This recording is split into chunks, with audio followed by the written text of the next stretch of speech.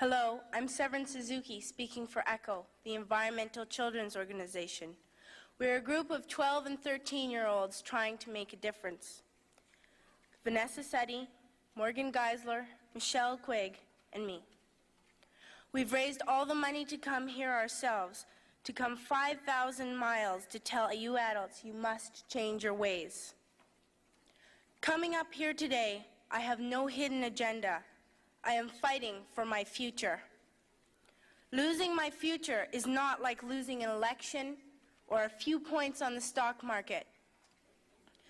I am here to speak for all generations to come. I am here to speak on behalf of the starving children around the world whose cries go unheard. I am here to speak for the countless animals dying across this planet because they have nowhere left to go. I am afraid to go out in the sun now because of the holes in our ozone. I am afraid to breathe the air because I don't know what chemicals are in it.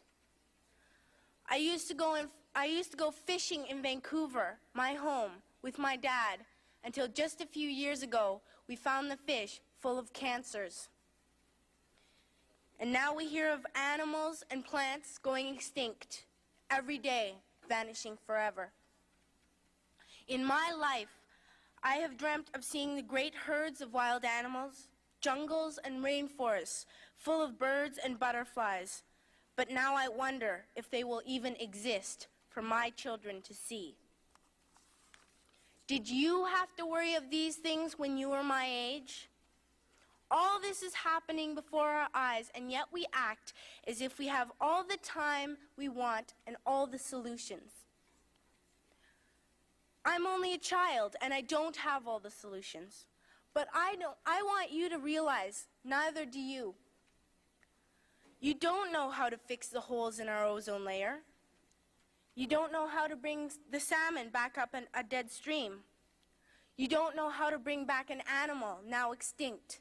And you can't bring back the forest that once grew where there is now a desert. If you don't know how to fix it, please stop breaking it. Here, you may be delegates of your government, business people, organizers, reporters, or politicians, but really, your mothers and fathers, sisters and brothers, aunts and uncles, and all of you are someone's child. I'm only a child, yet I know we are all part of a family. 5 billion strong. In fact, 30 million species strong. And borders and governments will never change that. I'm only a child, yet I know we are all in this together and should act as one single world towards one single goal. In my anger, I am not blind, and in my fear, I am not afraid of telling the world how I feel.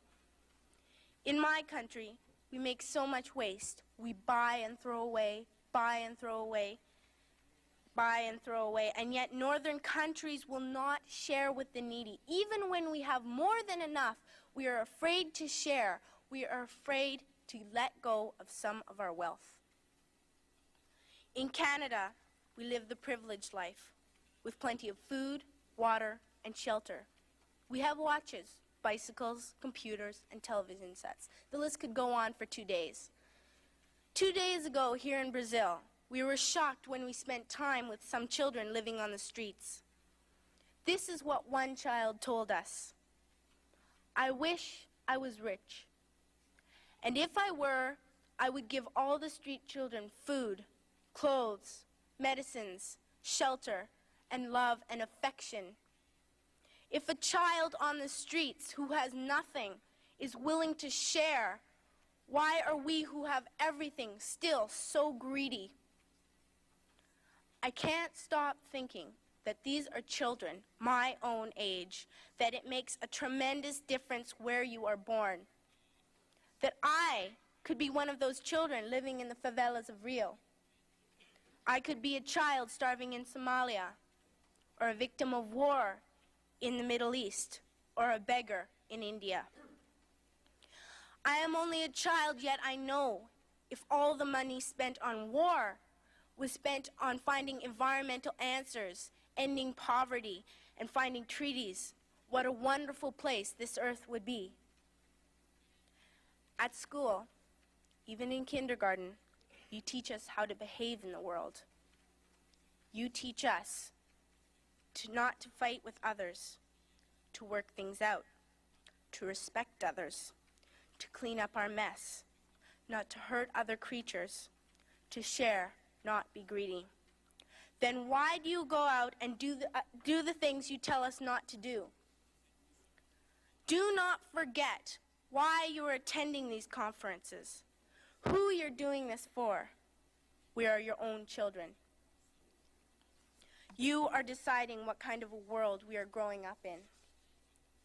Parents should be able to comfort their children by saying, everything's going to be all right. It's not the end of the world, and we're doing the best we can. But I don't think you can say that to us anymore. Are we even on your list of priorities? My dad always says, you are what you do, not what you say. Well, what you do makes me cry at night. You grown-ups say you love us, but I challenge you, please, make your actions reflect your words. Thank you.